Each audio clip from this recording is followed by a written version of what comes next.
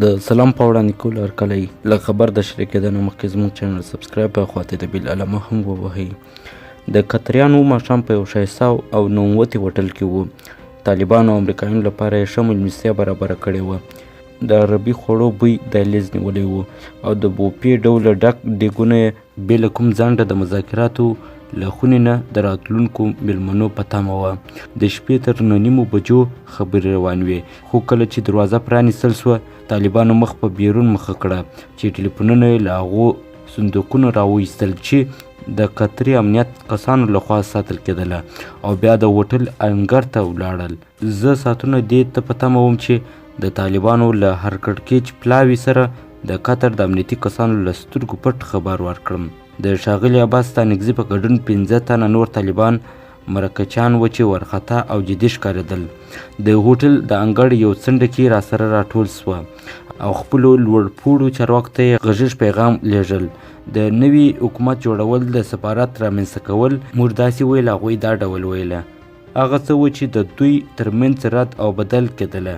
په عربي جامو کې ښځه داسې پرېښوده چې ښاغلي خلیلزاد په 3مه ورځ طالبان ته د مرکچي میز پر سر ښه انتخاب ورکړی و. د طالبانو استازی او د امریکا مرکچیانو کې 2 پوځیان او 1 میرمن له لنډې کالیو او د پښو په رنګ جرابې په پښو وې پر میز سره ګډ ناست وه چې له 10 ډولو نه یې زیات خواړه پرې ایښي وه. دواړه لوري د ډوډۍ پر میز د جګړې له میدان نه لرې یو بل نه خوښ پرېږدل. د هوټل هغه کارکوونکي چې ډوډۍ یې پر میزونو ویشله کیدای شي چې فکر به نه کاوه چې دا دواړه غاړې له دې ښایسته هوټل نه 2000 کیلومتره یعنې په افغانستان کې یو بل پر وړاندې جنګیږي او یو بل د وینو تږي به وي. یو امریکایي چارواکی د طالبانو د یو مرکچي د خبرو په تایید وویل، ستاسو نظر مې خوښ سو. او د طالبانو استازي ورته ویله، بیا ونه وایه چې موږ له ډیپلوماسۍ سره اشنا یو. لږ وروسته مې د طالبانو له یو مهم غړي چې په تیرو 2 ورځنیو ناستو کې ګډون درلود وپوښتله. هغه چې نه یې غوښتل نوم یې واخیستل سي، زموږ او د امریکایي پلاوي ترمنځ هېڅ ستونزه نشته، خبرې په دې ډول مخته ځي. ما د ښاغلي خلیلزاد د ټویټر پیغام ته اشاره وکړه. هغه چې ویلي وه طالبان باید خپله وسله پر مځکه کښېږدي او ومې ویل چې بهر ټول اندېښمن دي چې خبرې له کوم ځنډ سره مخ نه سي. خو هغه د خلیلزاد د ټویټر بل پیغام ته اشاره وکړه چې ویلې وه د جګړې ښکېلې خواوې دې وسله پر مځکه کښېږدي. هغه د ویاړ په لهجه وویله، دا بیخي د تعجب خبره ده چې یو امریکایي چارواکی اخر دې ته اړ کېږي چې وایي دواړه غاړې باید وسله پر مځکه کښېږدي.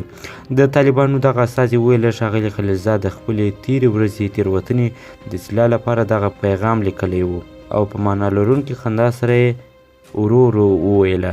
د خلیلزاد د ټویټر او هغه څه چې موږ سره د مذاکراتو پر میز د خبرو ډول دی توپیر لري. د بغلان برید او د دوحې مذاکرات. طالبانو په تیره بیا له 5م پړاو خبرو وروسته د اوربند موضوع ته حساسیت ښودلی. د طالبانو او امریکایانو ترمنځ د خبرو په 4مه ورځ طالبانو د بغلان په زړه پلخمري ښار کې د پولیسو په یو قومندان یو ډلیز برید وکړ. په دغه برید کې له 100 زیات امنیتي ځواکونو ته مرژوبله واوښتله. له بغلان نه کابو 2000 کیلومتره لیرې په دوحه کې د طالبانو یو مذاکرات کوونکی مې ولیده چې د لمانځه د وقفې پر مهال مخکې له دې چې د مذاکراتو د میز پر لور ولاړ سي د بغلان د برید خبرونه یې په یو شمېر خبري سایټونو کې لیدل. طالبان په دې ډېر باور دي چې په افغانستان کې د دوی د ډلې لخوا ورته بریدونه د مذاکراتو پر میز د دوی د پلاوي موضوع نور هم قوي کوي.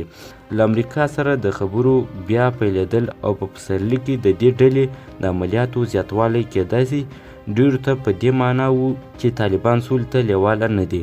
خو د طالبانو شمېر په دې باور دی چې د جګړې زور اړین دی، تر امریکایانو هغوی مهم وګڼي او غوښتنې ته یې غاړه کښېږدي.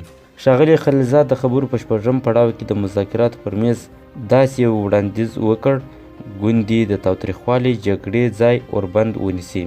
له دې وړاندې هم هغه تل په اړخیز اوربند ټینګار وکړ. دغه امریکایي استازي ونه ویل چې نښتې باید د کومو شرایطو له مخې کمې سي او اوربند لپاره لاره هواره سي. دغه طرحه په افغانستان کې د طالبانو لپاره د امن ځایونو ورکړی اټکل یو ځل بیا زیات کړی دی. یو شمېر په دې باور دی چې د ښاغلي خلیلزاد موخه کیدای سي د سیمو او ولسوالیو په کچه اوربند وي او ورو ورو وغځېږي. طالبانو ته یو نږدې سرچینې ویل د تاوتریخوالي د کمېدو یو طرحه کیدای سي دا وي چې طالبانو په ښارونو کې خپلوي کمې کړي. دې سرچینې تایید کړی چې له دې وړاندې هم د سیمې په کچه د اوربند خبره سوې وه، خو د دې سرچینې په باور د تاوتریخوالي کمښت به کیدای سي د اوربند په معنا نه وي.